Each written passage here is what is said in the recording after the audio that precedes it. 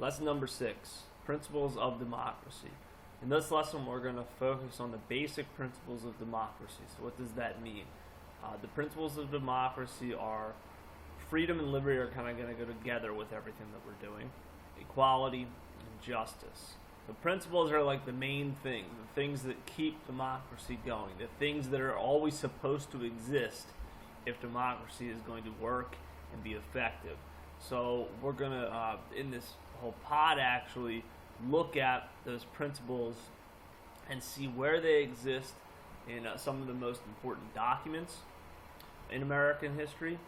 And by the end of the pod, we're going to be able to kind of judge different situations, current events, and past events, and try and figure out if these things have always been upheld.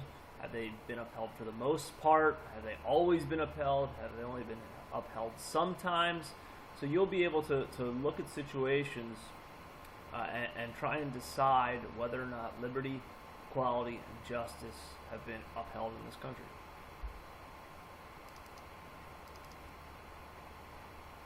So the topic goals. By the end, you'll be able to define liberty, justice, and equality. And you'll be able to explain how liberty, justice, and equality can conflict with each other in society. What that means is you'll be able to kind of see how sometimes they can go against each other. It's tough to practice all three fully at the same time. But we'll talk more about that in a few minutes. The essential question is, how do we balance liberty, justice, and equality? Meaning, how do we have all three? How do we find a good balance between having all three? So let's start off with what these things are.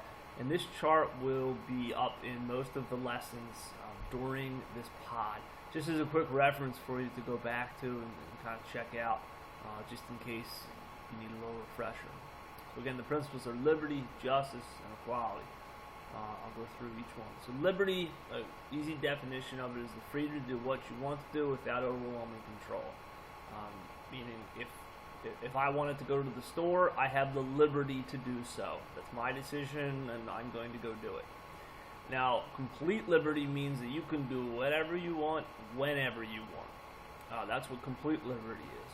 So a law, for example, saying that you can't drive, that would take away some kind of liberty, because it's making you not be able to do something that you want to do. Technically, a law saying you can't steal, that technically goes against complete liberty, because if you want to steal, you wouldn't be able to do it. So sometimes there's laws that restrict liberty a little bit, but it's not always a bad thing. The middle one's justice. What is right and what is lawful is upheld. People are rewarded and punished by what is fair.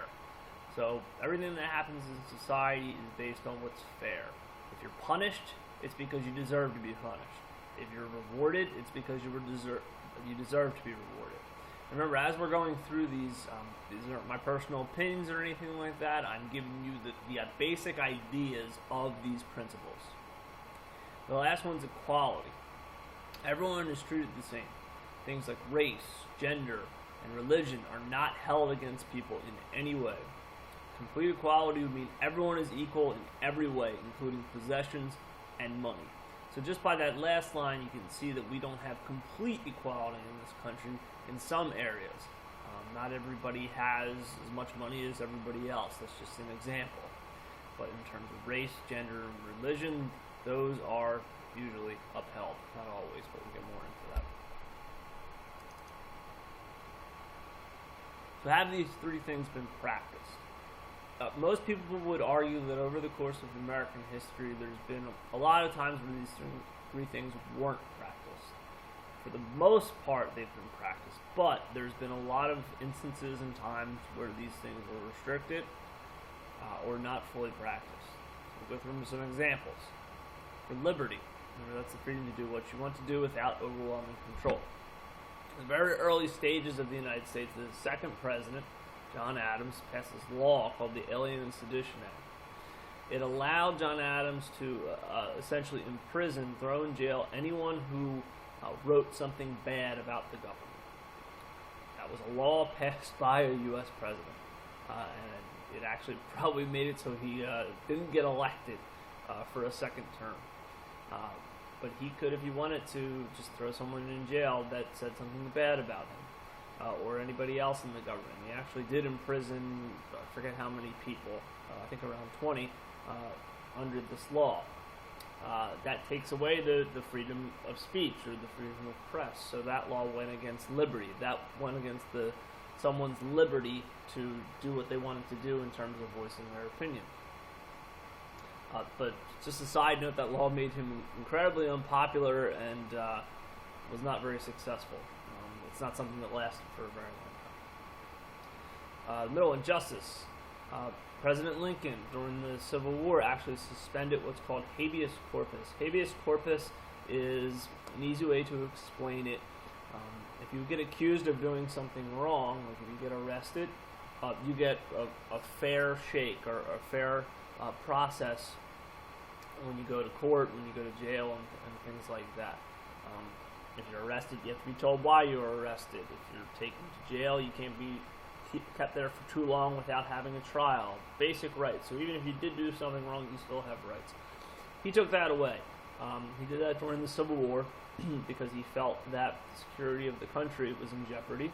So he felt like the time that it takes to go through that whole judicial process, like arresting someone, telling them why, making sure they get a lawyer, having a trial before they're imprisoned, he felt like that would just take too much time and the security of the country was more important. So he did institute that in some parts of the country. Equality. Everyone is treated the same. This is the one that is definitely, I think, the one that is been practiced probably the least over the whole course of American history. So equality was preached from the very beginning in a country that promoted slavery. So you had a country promoting equality when some people in the country, African Americans, were held as slaves and seen as property. That certainly is not equality.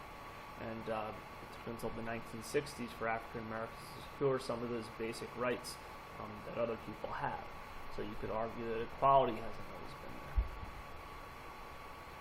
I don't mean to talk to the United States. I think that we're getting better, but supporting these three things has been a work in progress. So the big thing, how do they conflict? How do they go against each other? Well, let's see if I'm not going to get too much into this because it's going to be part of one of your assignments. But when I say conflict, I mean how can they kind of cancel each other out? Well, let's look at liberty and justice, for example. Justice is what is right and what is lawful. That means you get to pass laws, essentially. You get to have laws. I use the example of stealing. You're not allowed to steal something that is against the law. Technically, that goes against your liberty, because if you want it to steal, remember, liberty is you get to do what you want to do. If you wanted to steal, you wouldn't be able to do it. So technically, that law goes against your liberty to steal. Another example. You guys, most of you, probably can't drive yet because of a law that says you're not allowed to drive until, in most places, you're 16 years old. That is going against your liberty. I'm sure you all want to drive. Your liberty to drive. Your freedom to drive.